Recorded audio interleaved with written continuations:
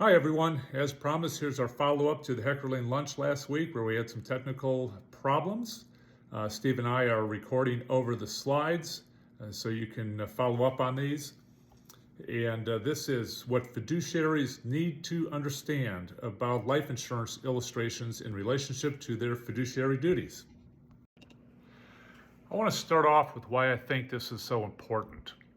So I've been in the business a lot longer than this, but over 20 years ago, I started really focusing on policy performance. Many people still have no idea, though, how life insurance works, even though the, quote, modern insurance era started over 40 years ago. They still have a very old-fashioned idea of life insurance. So we're talking about fiduciary duty, which is the highest level of duty regarding this responsibility, the lowest being suitability, which in my opinion is relatively worthless. But the fastest growing part of my practice is litigation support and expert witness work. And I think it's important to understand why. I mean, I want you to understand what I'm seeing in the premium finance world, in the index universal life world as well. There's the infinite banking and be your own bank strategists out there.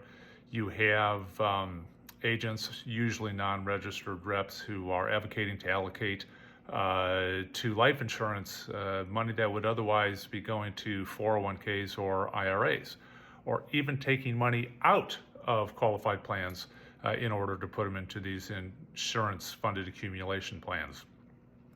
I'd even referenced in a recent case where the total income over all of the years of the supplemental retirement plan didn't even equal the premium that went into the plan.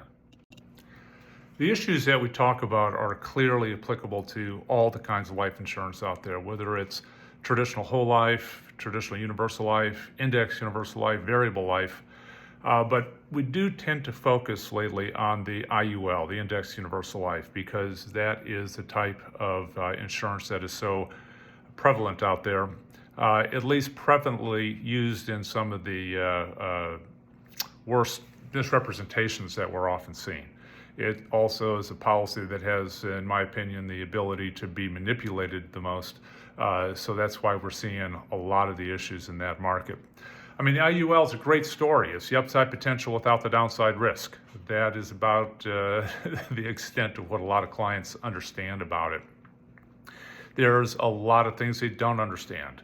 That the S&P 500 is not the same as the S&P 500 index price.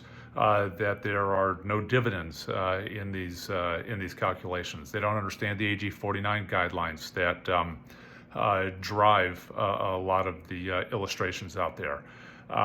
None of their money is actually in the market. It's all in the general account of the insurance company, like a traditional old-fashioned life insurance policy, largely invested in high-quality bonds. So we have a policy that is invested like traditional insurance, but is showing a crediting rate that is much more attractive than traditional insurance, and it's exceedingly important to understand how they are doing this. The fact that the crediting is dependent on the profits of their options trading, I can assure you, is not understood by almost any policy owner. And when we look at the story, again, talking about the upside of the market without the downside risk, not always, but very often, we unfortunately have policy owners led to believe that this is something that has the ability to perform somewhat like the equities market. I mean, everything they're talking about is tagging it to the S&P 500, and many policyholders understand that that's how it works. But as I related, you take $1,000 one time in 1960, and I go back to 1960 because that matches the back testing of the AG 49 regulations, but $1,000 one time in 1960 through 2024. And that $1,000 in the S&P 500 grows to $642,000. You take dividends off of the S&P 500 and it grows to $97,000, and then you put a 10% cap on that return, and it's only $50,000. So $642,000 relative to $50,000, we can see quickly that this really isn't anywhere near the same as a true equities product. Now that doesn't make it right or wrong, it just makes it very, very important to understand that.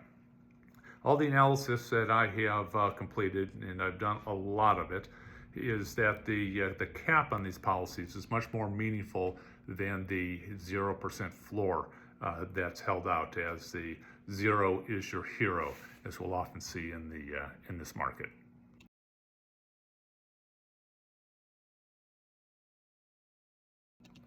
What I'm going to focus on is the sequence of return risk with life insurance regarding the importance of understanding how these work. One of the issues that we have with life insurance illustrations is that they all use a level crediting assumption. The one thing that we know is that these crediting numbers are going to change over time. So as we discussed, the only guarantee is that the numbers on the original sales ledger are going to be wrong. They're either going to be better than or worse than whatever the policyholder originally signed off on. So this is why it is so important to do independent modeling. I think everybody has heard of and somewhat understands Monte Carlo simulations. What we're talking about here is using stochastic analysis of life insurance illustrations so we can define the odds of success when returns vary. So these simulations for life insurance randomize the return expectations for multiple sets of future outcomes, and the result is a probabilistic outcome of the success or failure of the policy for some individual's lifetime. For our first example, we are going to assume a 45-year-old male preferred. This is going to be in an IUL policy. We have an S&P 500 index. As we mentioned, that does not include the dividends. We're using a cap at 9%. Now, as soon as I say any number, someone's going to argue that there's policies out there that are better than that. And there's right. I've seen 10, 11, 12% caps in policies in the market today. But at the same time, I very recently reviewed an IUL policy where the client's cap was 6% on an S&P 500 index. So let's not worry too much about what that number is right now. It has a 3% guaranteed minimum cap, a floor of 0%. We have 100% participation, an annual premium of $8,244 for a $1 million death benefit. We have a limited guarantee, and the policy illustrates out through age 100. So the $1 million question is, what are the odds of success?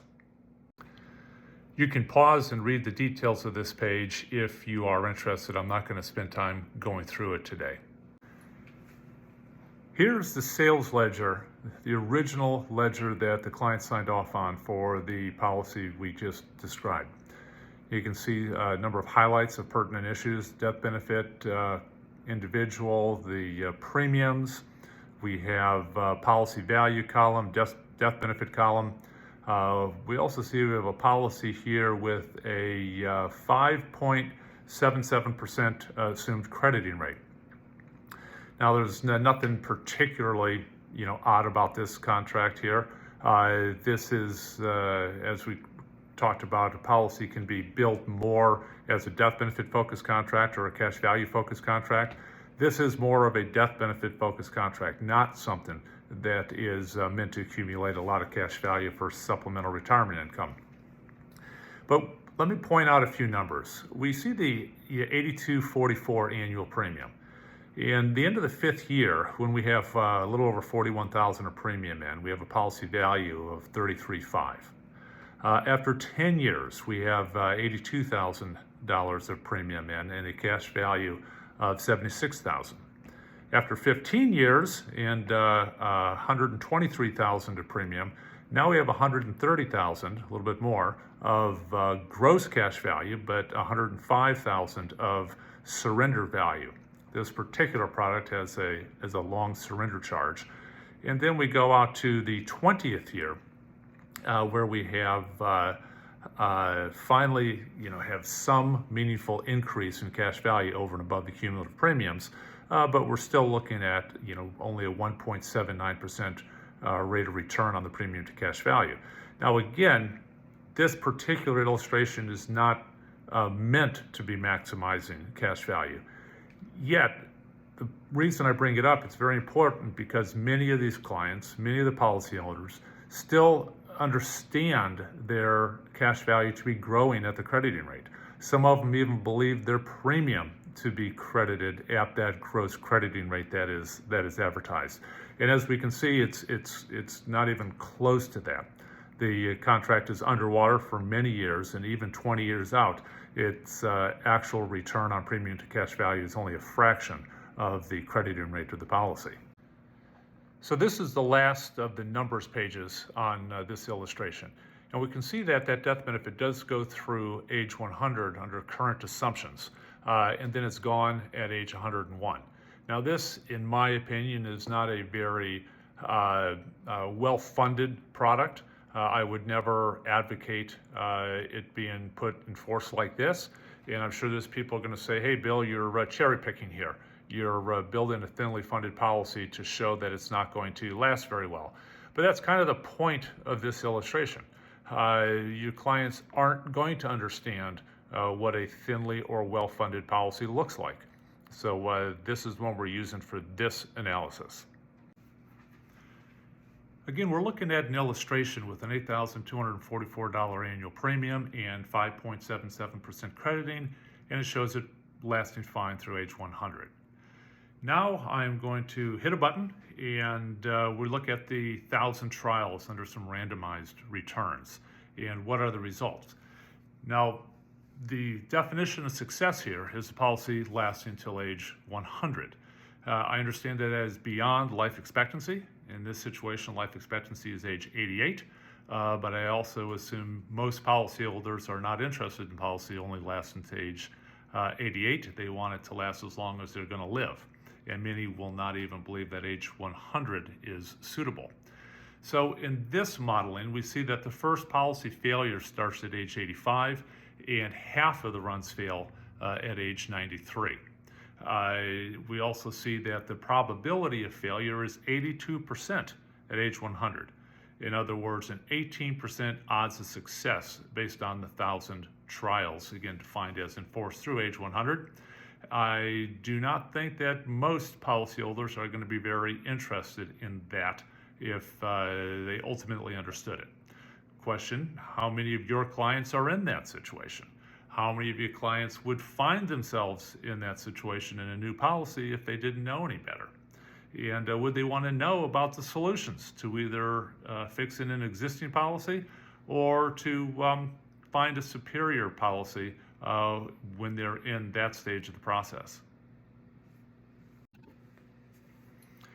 Here's our second illustration. We have one here that is built much differently. It's a larger policy, $10 million face amount, also an IUL, but this one is built for supplemental retirement income. We have a $569,000 annual premium being paid for 10 years. This is a premium financed, so bank financed policy. We are illustrating paying off a $14.6 million loan at age 65, and the policy projects a retirement income of $556,000 a year from age 66 through age 100. Here are the first page numbers. We see the $569,000 of premium for the first 10 years. And because this policy is built more for cash value accumulation, we can see the numbers look a lot different on the right side. So over at the cash surrender value columns, after 5 years, we have paid in $2,845,000 and we have $2,863,000 of cash surrender value. That is much better than the earlier scenario. By 10 years, that's $6,974,000 of premium. It's actually 3.71% return. That's a lot more attractive, but remember, we do have a 6.44% crediting on this illustration. Going down to the 20th year, that $13.4 million cash value represents a 5.61% crediting rate, which doesn't seem terribly unreasonable over time, assuming a 6.44% gross crediting, given that we have to lose something to expenses. On this page, we can see the $14.6 million being pulled out of the policy or borrowed from the policy to pay the commercial loan back, with the better than $500,000 annual income coming out of the policy on an annual basis after that. On an illustrated basis, this is looking good. The 556 is still coming out. We have a net death benefit that is growing over time. The cash value had gone down, but that's continuing to grow quite attractively. As opposed to the previous policy, this one does not project to terminate after age 100. It projects to continue growing and sailing off into the sunset just fine. Now we are going to run our expectations scenario report through the life insurance sustainability analytics modeling to see what is reasonable to expect. This page simply shows the 10 years of premiums, and then down the road the large payback of the commercial loan, followed by the annual supplemental retirement income. This page is a bar chart illustrating the cash value and the death benefit right off of the original sales ledger. This page is illustrating that the first failure is at age 65. Now remember, 65 is the age when the commercial loan is going to be paid back. So what we see here is that there are a number of scenarios that the policy doesn't even accumulate enough money over the years to pay the commercial loan back and stay in force before it even pays its first payment of retirement income. What we're looking at is a 16% probability of success, again defined as having this policy stay in force through age 100, and I am assuming that most policy owners and your clients may not be terribly impressed with that.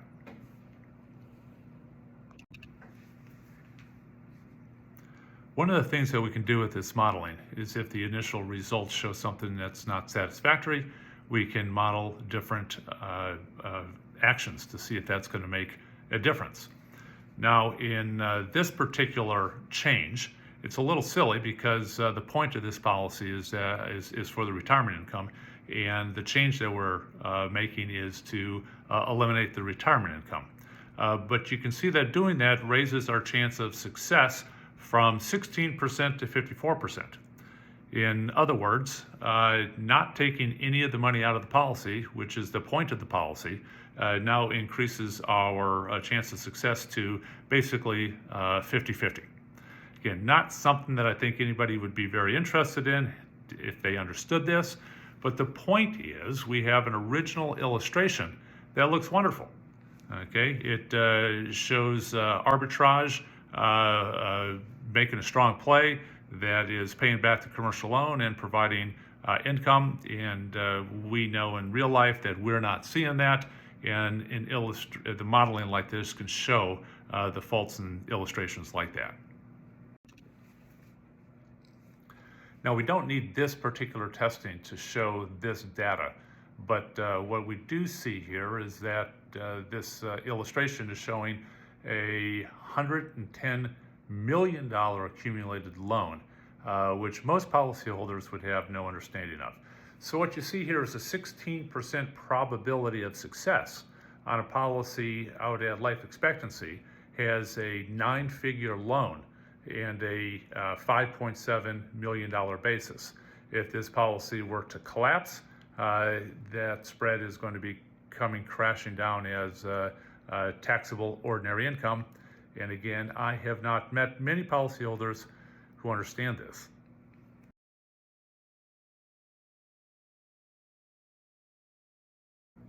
This inevitably leads to the question, why do these failures occur? Well, these illustrations can be run many different ways, and we're only looking at a couple of scenarios here. But in this one, in the 34th year, the costs begin to exceed the credits. And we can see in the 32nd, 33rd year, the cash value of a couple $1 million begins to plummet to zero in just 8 years. This is called the death spiral. What we have is a situation where the cash value has not grown as projected due to the variability in returns, and it simply cannot stay ahead of the expense ratio. And when it starts going downhill, it goes downhill fast, and it cannot recover. So without the sufficient cash value or expensive remediation, the thing's going to fall apart. And the numbers look good in some of the scenarios.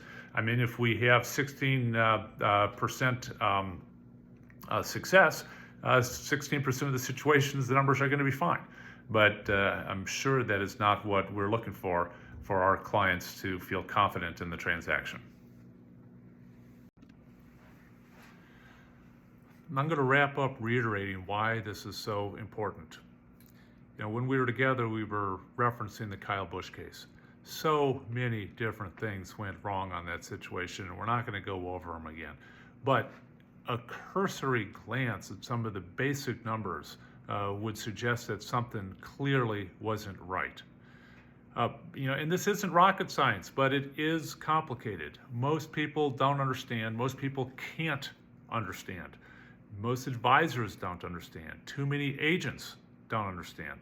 But there are resources out there, and that's what we're trying to bring to your attention today.